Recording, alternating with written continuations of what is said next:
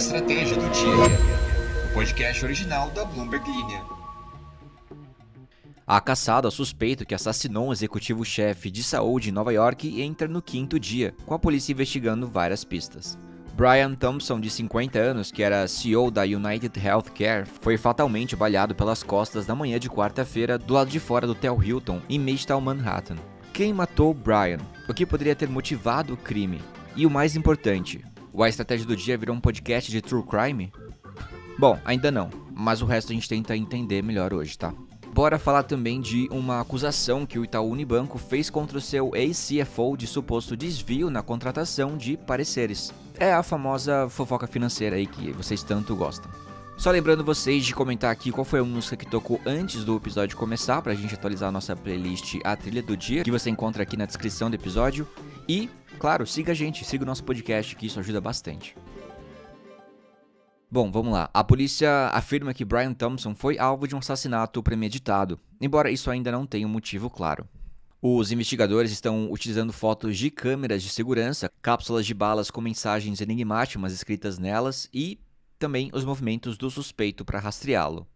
Eles também estão trabalhando com o FBI e autoridades de outros estados, já que, olha só, a busca agora ultrapassa os limites de Nova York. De acordo com a CBS News, a polícia reuniu mais de 200 imagens do suspeito, capturadas desde sua chegada em Nova York até a sua fuga de Midtown Manhattan após o assassinato de Thompson. Na quinta-feira, 2 imagens foram divulgadas. Uma delas mostra o suspeito sorrindo com a máscara preta baixada. Uma recepcionista de um albergue teria dito à polícia que a foto foi tirada quando pediu ao homem que mostrasse o rosto. Pra gente entender que o suspeito estava hospedado em um albergue no Upper West Side, onde teria usado uma licença falsa de Nova Jersey como identificação. A polícia já afirmou que realizou uma busca no local. Além disso, uma varredura completa foi feita em uma área no Central Park.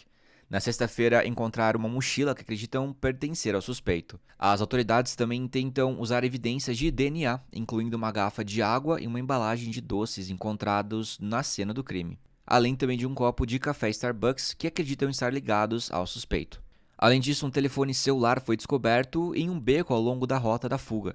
Até o momento, as impressões digitais encontradas não puderam ser utilizadas para identificação, informou a polícia.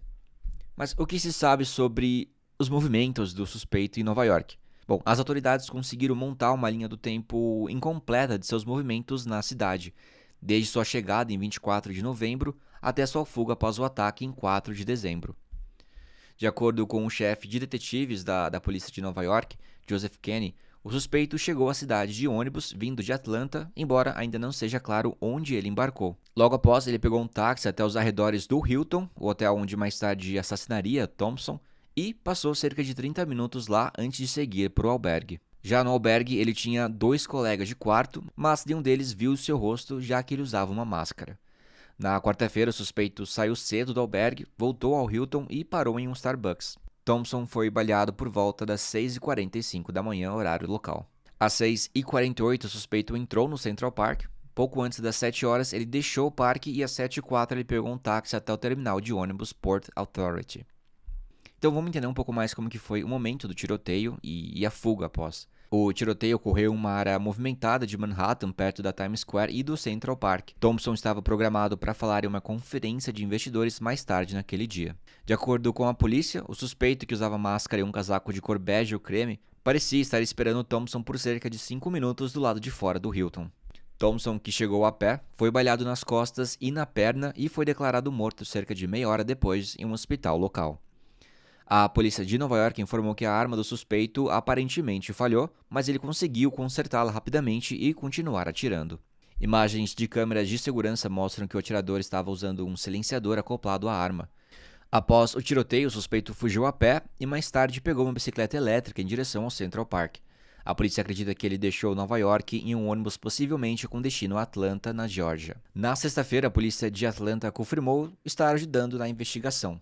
E olha só essa parte da história, investigadores ainda não identificaram o motivo claro para o crime, mas eles estão focados em palavras escritas com marcadores nas cápsulas encontradas na cena. Essas 3 palavras seriam negar, defender e destituir, traduzido para o português. O que acontece é que eles acreditam que isso possa ter uma referência aos 3 Ds do seguro, que é uma tática utilizada por empresas para negar o pagamento de sinistros nos Estados Unidos. As palavras se assemelham ao título de um livro chamado Delay, Deny, Defend. Esse livro foi publicado em 2010 por Jay Feynman, especialista em direito da Universidade Rutgers.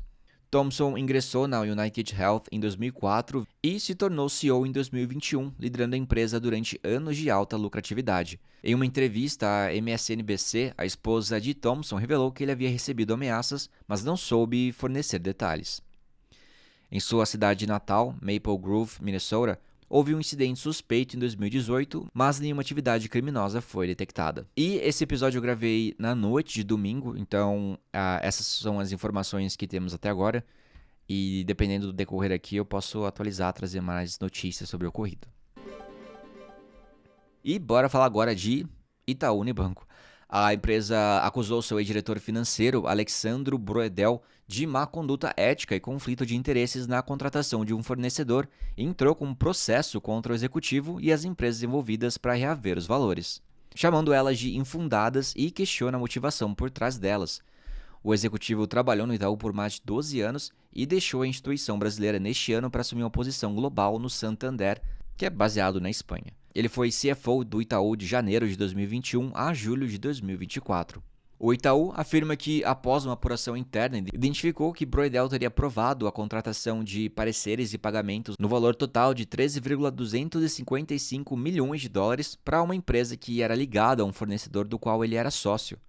Os pagamentos teriam sido feitos entre 2019 e 2024. O banco afirma ainda que foram apurados indícios de que o fornecedor teria redirecionado parte do valor dos pagamentos para contas do executivo em 23 transferências, que foram realizadas entre 2019 e 2024 também, no valor total de 4,86 milhões de reais usando uma empresa intermediária.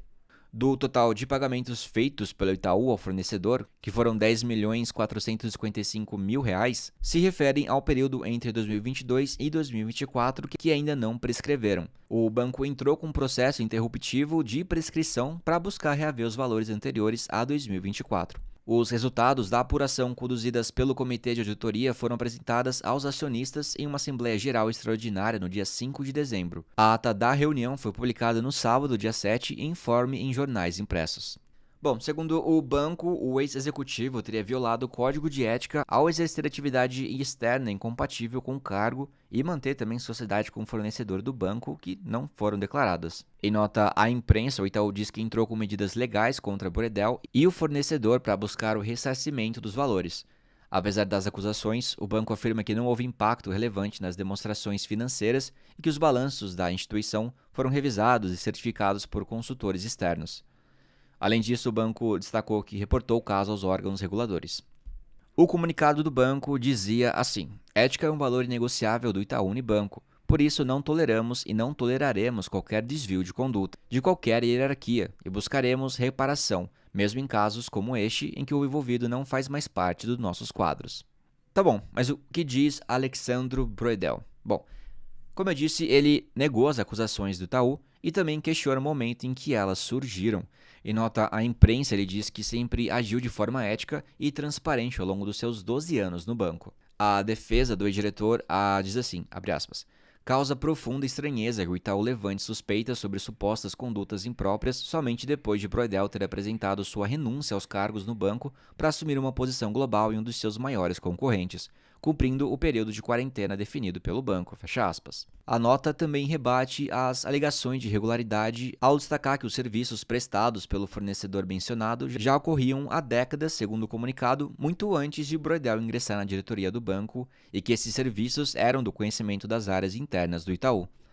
Broedel declarou que vai tomar todas as medidas judiciais cabíveis para proteger a sua reputação. Procurado pela reportagem da Bloomberg Linha, a Comissão de Valores Imobiliários diz que não comenta casos específicos, mas que acompanha e analisa informações e movimentações envolvendo companhias abertas, tomando as medidas cabíveis sempre que necessário. A acusação do Itaú contra Broedel ocorre dias depois de o banco demitir o ex-diretor de marketing, o CMO, Eduardo Tracanella, que trabalhava na instituição havia 27 anos, alegando uso indevido do cartão corporativo. Ele ainda não comentou as acusações. E por ali aqui alguns comentários, o Caio Queiroz diz assim: Você não tem noção do quanto eu ri no ônibus vendo o povo falar do RançoCast depois que eu comentei. Comecei a ouvir o Estratégia do Dia porque estava me sentindo muito desinformado na área que estou. O podcast me ajudou muito a melhorar isso. Obrigado, big beijo. Vitor Carvalho diz: Salve Alan, acredito que eles estejam falando do governo do Juscelino Kubitschek, que teve um grande investimento na estrutura de transporte rodoviário do Brasil e o ferroviário foi meio que sucateado. Ah, então a brincadeira do Jungkook com JK é isso. Tá. Nossa, obrigado por explicar, eu tô me sentindo meio trouxa de não ter entendido, mas obrigado. Juliana Barreto Grachet diz: Ontem pausei o podcast para ver os comentários do episódio anterior e descobri que minha colega de turma de faculdade também ouve. Acho que temos um queridinho entre os cientistas políticos. Olha só que legal. Um big beijo aí para os cientistas políticos que ouvem o podcast. Magda Vale Costa diz: Não ouço mais o Caminho Diário por causa do tal podcast do grupo de humor famoso. Acho horrível e não tenho paciência e fiquei feliz por ter amiguinhos que concordam. Mas a música anterior foi Dinossauro do Mundo Bota. Porque eu escuto o podcast quando vou lavar o baby pra creche. O que tá valendo crash? Obrigado pelo comentário. WM diz assim: Queria chegar comentando alguma coisa incrível, uma visão rebuscada macroeconômica ou que beirasse o paradoxal, mas vim pra falar que dei uma gargalhada sincera com o CEO da Corteva ser Chuck Magro. Imaginei o boneco Chuck Magro. Ai meu Deus. Midori Tanaka explicou aqui que a música que ela colocou da última vez era chinesa e que ela inclusive colocou o link porque, né, tava escrito em chinês. Então, obrigado pela ajuda, obrigado por comentar mais uma vez. Hoje a música foi Fome do Júnior com a Glória Groover. É isso o nome, né? Glória Groover. O Groove. Glória Groove. Depois eu vejo. Salgado Senai diz: Por incrível que pareça, o podcast ficou no top 3 mais escutados. Ele poderia ficar numa posição mais alta, mas eu tava revoltado com o Caminho Diário. E tava tocando Just Two of Us, do Bill Withers. Eu também acho, viu, que poderia ter ficado numa posição maior, mas, né, cada um. Alisson Stocco diz: Top 1 pelo segundo ano consecutivo na minha retrospectiva. É isso, gente, é isso. É tão difícil assim? Stefani diz: O podcast ainda não tá na minha retrospectiva, pois comecei só no meio do ano, mas é bem o preferido do Caminho Diário. Ano que vem a gente tá lá então, né, eu espero. João Henrique Frigo diz também que na retrospectiva dele deu Estratégia do Dia em primeiro lugar e diz que sempre escuta tomando um cafezinho antes de começar a trabalhar e é o ritual dele. É isso aí. E Hannah diz: Eu não quero me gabar não, mas já tem uns 3 anos que esse podcast tá no meu primeiro lugar na retrospectiva. Big beijo pra todo mundo aí. O que dizer sobre a Hannah? Não tenho nem palavras.